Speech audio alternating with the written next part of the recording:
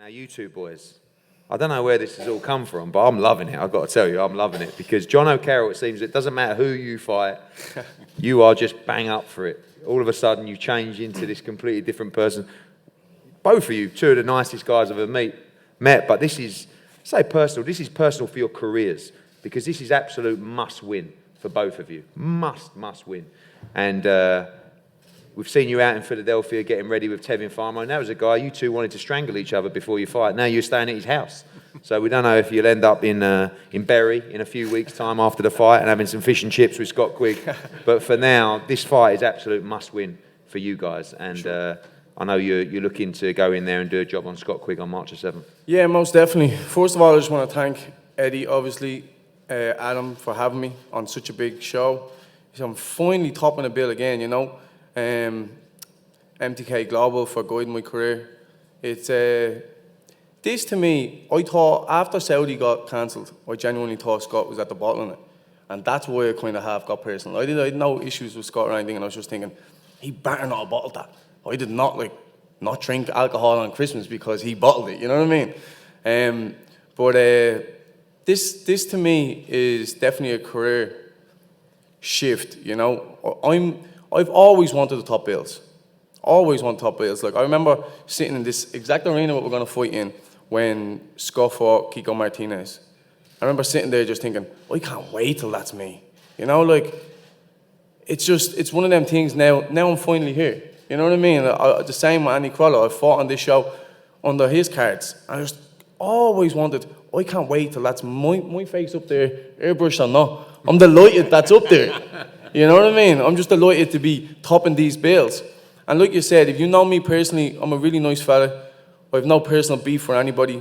This is strictly business to me. You know? Tevin Farmer, I was more than happy to go out and help him when he rang me to go out to Philadelphia to help him for his fight with Jojo Diaz, which is going to be a fantastic fight. So make sure you tune on for that one. That's going to be amazing. I'm actually half disappointed I'm not going to be there and be able to watch it live as well, because now I've got to go ahead for my own fight, so I'm going to be going back to Spain, working my ass off to smash Scott Quigg up. So the thing is, I've been over here the day after Christmas. I left at like 4 o'clock in the morning to go over to Philadelphia to help Tevin Farmer. I didn't even see my baby play with her toys because we had so much to do on Christmas Day. We went out for dinner and that. Haven't even seen my baby play with her toys that we got for Christmas. So that's how much I want this sport, you know. I want to gain as much experience as possible. And with going over and doing that camp with Tevin Farmer, it was just a real eye-opener for me, you know. I welcome failure. A lot of boxers don't. I welcome failure. I like when I fail sometimes because it means that I'm pushing myself hard enough. You know what I mean? I'm going for my goals. I don't want to go through my whole career and not have a loss. So that loss to Tevin Farmer, it was something that, I don't know, it woke me up.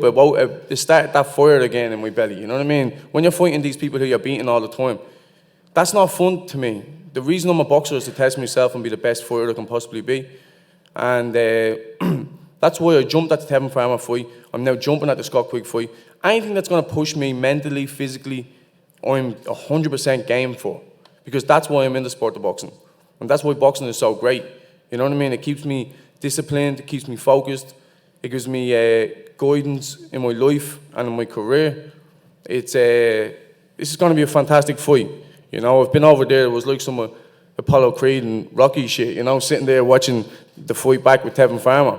And he was telling me some things that I should have done right, some things that I was doing right, and then some things that I was doing too much. You know what I mean? He was saying, look, you're being greedy there, mate. You were being greedy. I capitalised on you there. And I swallowed the pill. I was being greedy at times. You know, when I caught him and I kept working and working and working, there was times where they were just arm punches. So then from the spar, even from the first spar that I had with Tevin Farmer to the last spar, I was almost a different fighter from being over there, because I challenged myself mentally, physically, and I pushed myself every day. I was still trying. Some people go away on camps, and I've had it with my own sparring partners, and they just spar. You know, I was trying twice a day when I was over there. I wanted to push Tevin Farmer to his max every time we had a spar, because I'm no sparring partner for anybody. You know what I mean? So even in the spar, I want to take Tevin's head off, and Tevin knew that. You know what I mean? I want to push myself and push himself. And Tevin's definitely ready for his fight. But I was doing 8 rounds with Tevin at times. The man was sparring 14 rounds and all, you know? But then there was one time the other sparring partner didn't show up and I done 8 rounds, not a bother, with a world champion. This is last week. You know what I mean? So for me, I'm already fit right now. This is just going to be fine-tuning, you know what I mean? This is, it's amazing. Obviously, I was disappointed that the fight didn't happen in Saudi Arabia because it was such a big bill, everything else. But now the fact that I'm topping the bill, this is what I want.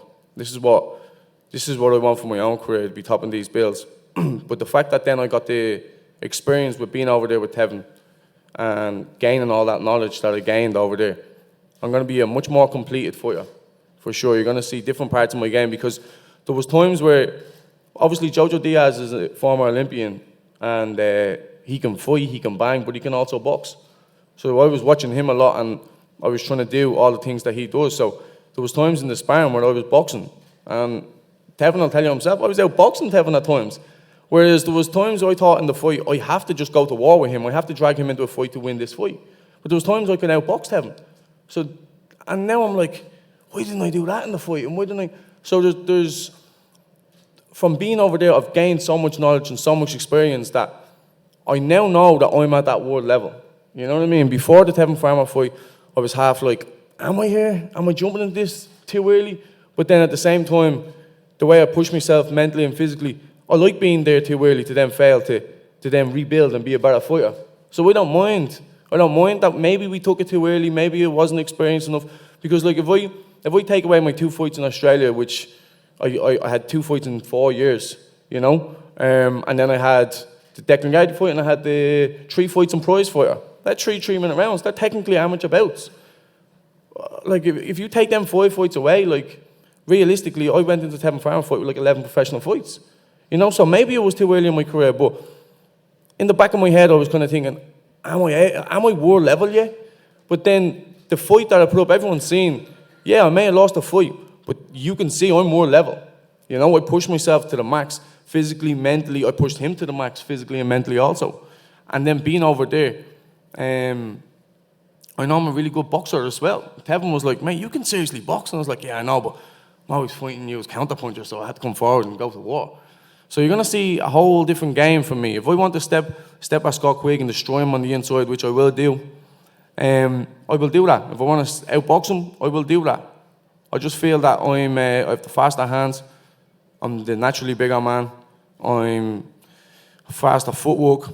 Everything. I just think I'm a better boxer than Scott Quigg, but at the same time, he's probably a bigger name right now. And that's what I want. So I'm really looking forward to this fight. Don't miss it. Don't blink, because this could be over in a heartbeat. It's going to be a great night. I cannot wait. Just quickly on those styles, obviously Scott Quigg's style is very different to Tevin Farmer's style as well. A lot of people just saying this is going to be an absolute all-out war. You know, Scott Quigg loves to come forward, loves to exchange, you know, heavy puncher himself. Do you see that? Obviously the differences between the styles with Tevin Farmer and Scott Quigg are vast, but do you see this going to the trenches? Do you see this being a war? We know you said you're capable of doing both, but we also know you love to scrap as well. Yeah, most definitely. Everyone that I ever watched one of my fights, even when I'm trying to box, I still go to war. You know what I mean? I think it's just the Irish blood in me or something. I don't know what it is. I just like to go to war sometimes.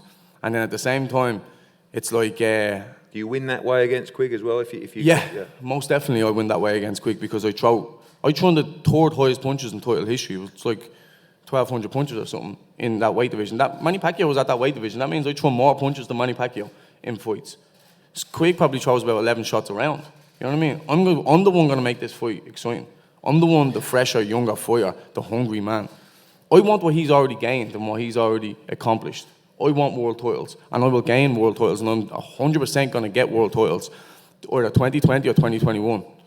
Mark my words on that. And I don't say things just for the sake of saying things. Anything that I say I'm going to do, I always accomplish in my life. You know, many a times people said, oh, you can't do that, or don't do that. Like prize fighter, for an example. I got told by 1 or 2 people, don't do that. And I actually got told, do not take the Declan Gallagher fight. This is a setup, mate. You know you're going to lose this fight. And I said, yeah, but it's an opportunity. You know what I mean? When opportunities come up in life, you need to take them with both hands. And I've done it my whole career. Like, there's never one time that I've turned down a fight and said, no, I don't want to fight him because I think he's too good. No, if I think he's too good, it's going to make me work harder in training. You know, so I'm going to prepare for Scott Quigg to go to war, and I'm not going to prepare for the Scott Quigg that fought maybe Valdez. I'm going to prepare for the world champion Scott Quigg, the very best of him. And I hope he comes with his best, because I know I'm going to become my best. Thank you, Jono. I want to ask both guys predictions for the fight. Obviously, it's for their win. Jono, talk about the different styles that you might bring to this fight. Do you get Scott Quigg out of there inside the distance, or is it a case of any which way on March the 7th? Any which way, of course. I never say I'm going to knock this out, that out, because I'm not a big puncher. I'm a volume puncher. What I am working on my game is sitting down on these shots and starting to hurt with these shots. And the problem that it was when I fought Tevin Farmers, I thrown too many shots and they weren't quality shots. You know, and I learned a lot from that loss. I gained a lot of experience from that. So I'm looking to bring a different aspect completely to my game. Sit down on some shots, hurt with some shots, and push Scott back as well, because Scott Quigg he's a good come forward fighter, but what happens to Scott Quigg when he gets pushed on the back foot? We're going to answer all these questions, and you're all going to see. And one thing what I just have to question is, why does he feel he has to change trainer? To me, that's weakness in the mind, that's weakness in the head.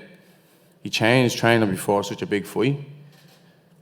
I don't know, I know he's going back to Joe. Joe's an amazing trainer, but at the same time, that's weakness in my own opinion. I don't know, that might be a bad mistake, mate.